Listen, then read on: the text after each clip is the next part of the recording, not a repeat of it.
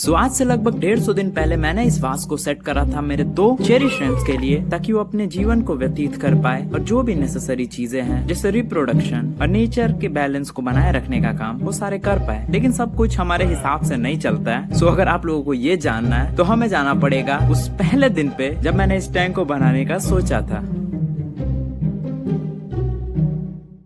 अब सिंस इस glass container को मैं कभी पानी स्टोर करने के लिए यूज करा करता था, तो इस पे कुछ दाग धब्बे आ चुके हैं, जिससे मैं विनेगर का इस्तेमाल करके क्लीन कर लूंगा। अब बेस के लिए मेरे पास एक थर्माकोल का पीस है, जिसे मैं साइज में नाप के इसके हिसाब से कट कर लेता हूँ। हालांकि ये चीज उतना नेसेसरी नहीं है, बट मेरे को सेफर साइड में रहना पसंद है, सो इसीलिए अ लिटिल एक्स्ट्रा मेहनत और थोड़ी सी घिसाई के बाद ये रेडी हो चुका है इसका बेस। अब इसके बॉटम के लिए मैं यूज करने वाला हूँ कुछ लावा रॉक। ये कुछ ज्यादा फैंसी चीजें नहीं है, बस इस एरिया में बेनिफिशियल बैक्टीरिया कॉलोनाइज होंगे बहुत ही अच्छे तरीके से। ऐसे पत्थरों में अक्सर बहुत सारे हॉलो स्पेसेस रहते हैं, जिससे पानी इजीली पास हो सके, जो कि एक मेजर कारण है इसे बॉटम में देने का। और प्लांट्स के रूट्स भी काफी ज्यादा हेल्दी रहेंगे, और इस वास के लिए इतना क्वांटिटी काफी होगा, जिसे मैं अच्छे तरीके से चारों तरफ बैठा लेता हूँ।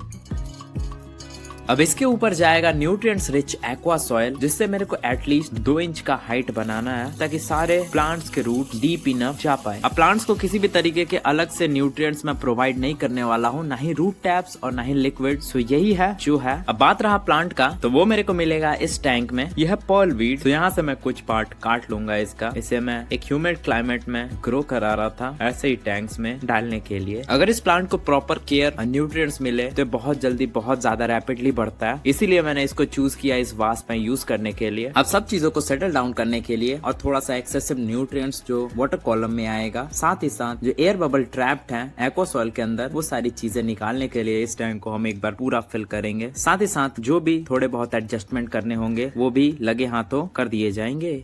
अब इस वास के पावर सोर्स के लिए मैं यूज करने वाला हूँ ये 9 वॉट का एलईडी बल्ब, जिसके ऊपर का ढक्कन मैं हटा लूंगा। एंड फिर थोड़ी बहुत इलेक्ट्रिशियन वाली काम, जैसे तार को होल्डर के साथ जोड़ना, होल्डर को बल्ब के साथ जोड़ना, तार को प्लग से जोड़ना, DIY स्टैंड बनाना, स्विच लगाना, एंड फिर टैंक के ऊपर छोड़ देना। अब एक बड़ा सा वाटर चेंज, और फिर इस टैंक में मेरे को कुछ स्टेम प्लांट्स भी ऐड करने हैं, वो मैं कर लेता हूँ। ये है रोटेला, जिसे मैं as a background plant use करने वाला हूँ। अब इसके बाद इसे हम सेटल होने के लिए कुछ दिनों तक छोड़ देंगे। सो पिछले 1 हफ्ते में पर्ल वीड के जो नए पत्ते आ रहे हैं वो सबमर्ज्ड एनवायरनमेंट में अडॉप्ट होने के लिए ग्रोथ ले रहे हैं, और अभी के टाइम एक बड़ा सा वाटर चेंज बहुत नेसेसरी है। साथ ही साथ रोटेला के भी रूट्स बढ़ना स्टार्ट कर चुके हैं। ये एक स्टेम प्लांट है, तो इसके रूट कहीं से भी आ सकते हैं। और अभी मैंने सेलेक्ट कर लिया एक मेल और फीमेल श्रिम्प, जिसे हम इस नए सेटअप किए हुए इकोसिस्टम में रिलीज कर रहे हैं।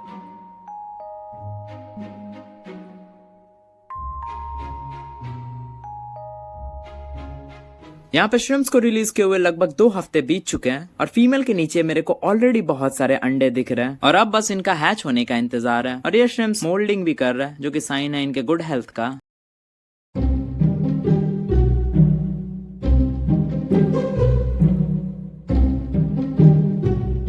ऑन डे 30 सारे बेबी श्रिम्प्स अपने अंडे से आ चुके हैं बाहर, लेकिन अभी फिलहाल इस टैंक को थोड़ी सी जरूरत है क्लीनिंग की। बहुत सारे एल्गी ग्लास पे बन चुके हैं, थोड़ी बहुत ट्रिमिंग भी करेंगे, ताकि प्लांट्स को डेंसर ग्रोथ मिले और लगे हाथों water change for life.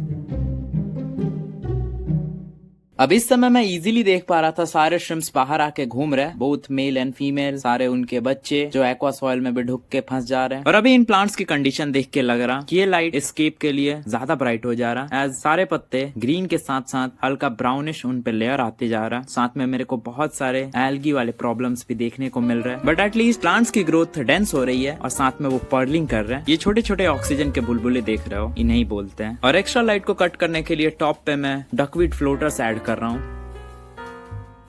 On day 50 इनको खाने के लिए मैंने कुछ पैलेट्स दिए हैं, जिन पे ये उल्टे लटके हुए हैं, और लास्ट टाइम से इनका साइज काफी बढ़ चुका है। ये अपने पेरेंट्स के ऑलमोस्ट हाफ हो चुके हैं। और अब इस टैंक का पहला क्राइसिस हमें देखने को मिल रहा है स्ट्रिंग एल्गी और ग्लास पे ग्रीन एल्गी के रूप में, जो कि होता है एक्सेसिव लाइट और एक्सेसिव न्यूट्रिएंट्स की वजह से। मेरे को लगा ये कोई बड़ा इश्यू नहीं होगा, थोड़े बहुत वाटर चेंजेस से ये चला जाएगा, बट ऑन डे 70 इसने बहुत ही भयंकर रूप ले लिया, इतना कि सारे श्रिम्प्स को इधर उधर मूव करने में भी दिक्कत होने लगी। हाउएवर प्लांट्स काफी ज्यादा ज्यादा हेल्दी थे अभी भी, और आई गेस कुछ श्रिम्प्स मंचिंग में कुछ ज्यादा ही खुश थे ये माहौल में। बट मैंने सोचा कि मैनुअली क्लीन करने का समय आ चुका है, तो मैंने सारे प्लांट्स को अपरूट करके जितना हो सके स्ट्रिंग एल्गी को निकालने की कोशिश करी और वापस से सारे प्लांट्स को वास में मैंने ऐड कर दिया। साथ में मैंने प्रिकॉशन लिया और इस बार मैंने कुछ और ज्यादा डकवीड ऐड करे ताकि जितना हो सके एक्सेसिव न्यूट्रिएंट्स को वो पानी से हटा पाए।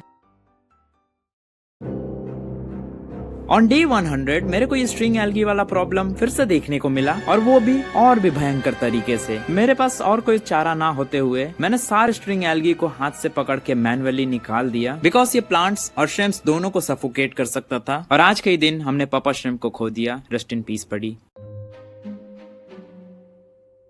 ऑन डे 110 डकवीड को याद आया कि बढ़ना होता है, और ये कुछ इतना ज्यादा बढ़ गया कि ऊपर के जो भी लाइट थे वो सबको इसने कवर कर लिया, जिससे ऑलमोस्ट 90% लाइट कट हो रहा था। तो मेरे को इसमें क्विक एक्शन लेना था और मैंने ऑलमोस्ट सारे डकवीड यहाँ से निकाल दिए। ऐसे यहाँ देख सकते हो कितना थिक लेयर ऑफ डकवीड यहाँ बन चुका था, जिसे मैंने उठा के पास वाले डकवीड वाले टैंक में फेंक दिया।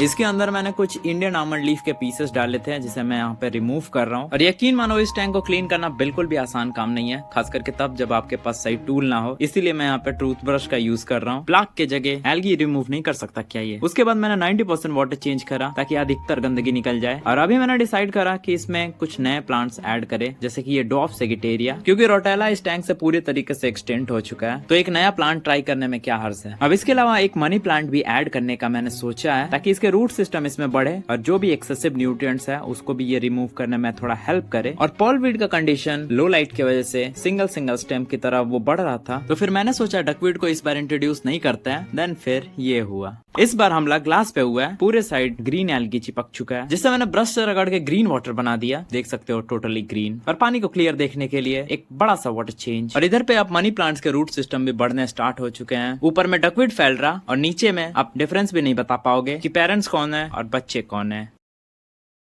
सो आज फाइनली इस मिनी श्रिम्प इकोसिस्टम को सेट किए हुए पूरे 150 दिन हो चुके हैं। हमने इस छोटे से जगह में क्या कुछ नहीं बदलाव देखा। Growth, birth, death, crisis, overload of plants, algae Bloom, इतना कुछ झेलने के बाद फाइनली ये टैंक स्टेबलाइज हो गया, जहाँ पे प्लांट्स की ग्रोथ होती है, श्रिम्प्स पैदा होते हैं और सब कुछ एक इकोसिस्टम में चलता है। और यहाँ पे जितने भी श्रिम्प्स हैं उन सबको हम एडल्ट घोषित कर सकते हैं। अब इन सब का ड्राइविंग लाइसेंस बन सकता है। You know what I mean. और अब हम बात कर लेते हैं इस एक्सपेरिमेंट के कंक्लूजन के मामले में। तो अगर आप ऐसे इंसान हो जो रेगुलर मेंटेनेंस नहीं कर सकता है, तो आपके लिए इस तरीके के सेटअप करना डिफिकल्टी चार्ट में हाई पे आने वाला है, बिकॉज वाटर वॉल्यूम कम होने के कारण इसमें चीजें बहुत ही ज्यादा जल्दी गलत मोड़ ले लेती हैं, जो कि अगर ध्यान ना दिया जाए तो काफी कुछ प्रॉब्लम क्रिएट कर सकता है। अब इस तरीके के प्लांटेड सेटअप को सक्सेसफुली रन करने के लिए कुछ की एलिमेंट्स है, उसमें से एक तभी डिसाइड हो जाता है जब आप प्लांट्स चूज करते हो। सही तरीके के प्लांट्स चूज करना बहुत ही ज्यादा इंपॉर्टेंट है। अब यहाँ पे मेरे कहने का ये मतलब है कि आप अपने प्रेफरेंस के हिसाब से कोई भी प्लांट्स चूज कर सकते हो, लेकिन उसके अकॉर्डिंग ही आपको केयर एंड रिक्वायरमेंट्स उसके पूरे करने पड़ेंगे, तभी जाके वो अच्छे से ग्रो कर पाएगा। और यहाँ पे मैंने पहली बार ये बात नोटिस करी कि अगर आप एक्वाटिक प्लांट्स को डैमेज करते हो तो वो ऑक्सीजन प्रोवाइड करता है। Damage equals to oxygen.